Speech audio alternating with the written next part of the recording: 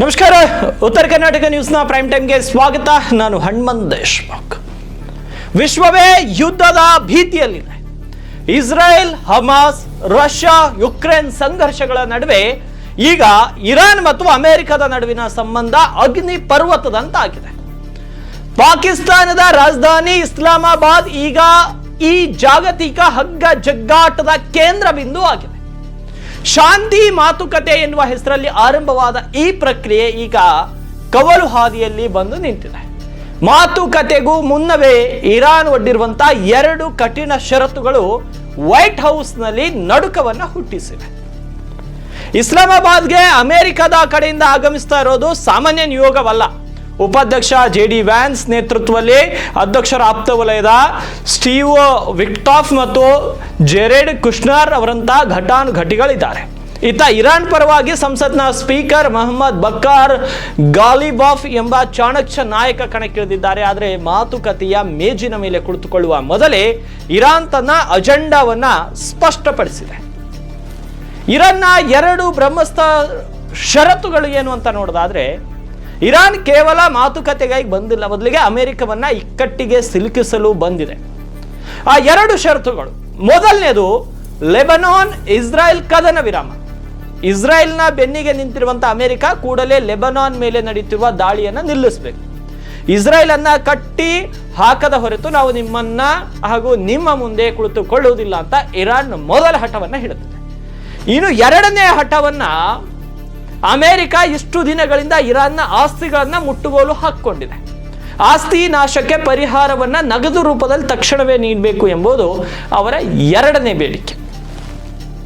ಇರಾನ್ನ ಸ್ಪೀಕರ್ ಗಾಲಿಬಾಫ್ ಅವರ ಮಾತುಕತೆಗಳಲ್ಲಿ ಕಿಚ್ಚಿದೆ. ನಾವು ಈ ಹಿಂದೆಯೂ ಶಾಂತಿಯನ್ನ ಬಯಸಿದ್ದೆವು, ಆದರೆ ಅಮೆರಿಕ ನಮಗೆ ವಂಚಿಸಿ ಯುದ್ಧದ ವಾತಾವರಣವನ್ನ ನಿರ್ಮಿಸಿತ್ತು, ನಮ್ಮ ಮೇಲೆಯೇ ದಾಳಿ ನಡೆಸಿತ್ತು ಎನ್ನುವ ಮೂಲಕ ಅಮೆರಿಕದ ಇತಿಹಾಸವನ್ನ ಕೆದಕಿದ್ದಾರೆ. ಅಮೆರಿಕ ತನ್ನ ಹಳೇ ಚಾಳಿ ಮುಂದುವರಿಸಿದ್ರೆ ನಾವು ಪ್ರತೀಕಾರ ತೀರಿಸಿಕೊಳ್ಳಲು ಸಿದ್ಧರಿದ್ದೇವೆ ಎನ್ನುವ ಎಚ್ಚರಿಕೆಯನ್ನ ಇಡೀ ಜಗತ್ತಿಗೆ ನೀಡಿದ ಸಂದೇಶವಾಗಿದೆ. ಆದರೆ ಒಟ್ಟಿನಲ್ಲಿ ಈ ಮಾತುಕತೆ ಸಫಲವಾಗುತ್ತದೆಯೇ ಅಥವಾ ಮಧ್ಯಪ್ರಾಚ್ಯದಲ್ಲಿ ಮತ್ತೊಂದು ದೊಡ್ಡ ಯುದ್ಧಕ್ಕೆ ಮುನ್ನುಡಿ ಬರೆಯುತ್ತದೆಯೇ ಎಂಬುದು ಈಗ ಕುತೂಹಲ ಮೂಡಿಸಿದೆ. ಇರಾನ್ನ ಈ ಕಠಿಣ ನಿಲುವು ಅಮೆರಿಕದ ರಾಜತಾಂತ್ರಿಕತೆಗೆ ಒಂದು ದೊಡ್ಡ ಸವಾಲಾಗಿ ಒಡ್ಡಿದೆ. ಆದರೆ ಈ ಮಾತುಕತೆಗಳ ವಿಷಯದಲ್ಲಿ ಪಾಕಿಸ್ತಾನದ ನೆಲದಲ್ಲಿ ಕುತ್ಕೊಂಡು ಇರಾನ್ ಮತ್ತು ಅಮೆರಿಕ 2 ದೇಶಗಳು ಶಾಂತಿಯ ಮಾತುಕತೆ ನಡೆಸ್ತವೆ ಅಂದರೆ ಅದು ನಿಜಕ್ಕೂ ಹಾಸ್ಯಾಸ್ಪದ.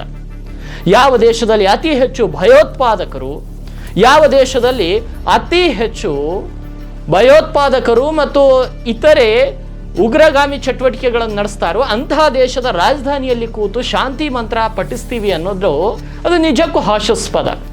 ಯಾಕಂದ್ರೆ ಪಾಕಿಸ್ತಾನದಲ್ಲಿ ಅಲ್ಲಿನ ಜನರಿಗೆ ಸರಿಯಾದ ಮೂಲಭೂತ ಸೌಕರ್ಯಗಳ ಕಲ್ಪಿಸಲಿಕ್ಕೆ ಅಲ್ಲಿನ ಸರ್ಕಾರಗಳಿಗಾಗಲ್ಲ. ಅವರು 2 ಪ್ರತಿಷ್ಠಿತ ದೊಡ್ಡ ದೇಶಗಳ ನಡುವೆ ಶಾಂತಿ ಒಪ್ಪಂದ ಮಾಡ್ತಾರಂದ್ರೆ ಈ 2 ದೇಶಗಳು ಯಾವ ಆಧಾರದ ಮೇಲೆ ಪಾಕಿಸ್ತಾನವನ್ನು ನಂಬಿದವೋ ನಮಗೆ ಗೊತ್ತಿಲ್ಲ.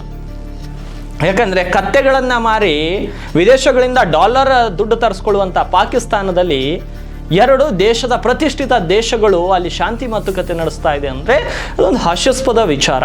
ಆದರೆ ಶಾಂತಿಯ ವಿಚಾರದಲ್ಲಿ ಅವರು ಶಾಂತತೆಯನ್ನು ಕಾಪಾಡಿಕೊಂಡು ಇಡೀ ವಿಶ್ವಕ್ಕೆ ಶಾಂತಿ ಸಾರ್ತಾರಂದ್ರೆ ಅವ್ರಿಗೆ ಬುದ್ಧಿ ಬಂದಿದೆ ಅಂತ ಅರ್ಥ. ಪಾಕಿಸ್ತಾನದವ್ರಿಗೆ ಅವರ ಇದೇ ರೀತಿ ಬುದ್ಧಿ ಮುಂದುವರೆದ್ರೆ ನೆರೆ ರಾಷ್ಟ್ರವಾದಂಥ ನಾವು ಕೂಡ ಒಳ್ಳೆಯ ಸಂಬಂಧವನ್ನು ಅವ್ರ ಜೊತೆ ಬೆಳೆಸ್ಕೊಳ್ಬೋದು. ಆದರೆ ಅವರಿಗೆ ಶಾಂತಿಯ ಮಂತ್ರ, ಒಳ್ಳೆಯ ಬುದ್ಧಿ ಬರುತ್ತಂತ ಕಾದು ನೋಡಬೇಕಾಗಿದೆ. ಇನ್ನು ಮುಂದಿನ ಸುದ್ದಿ.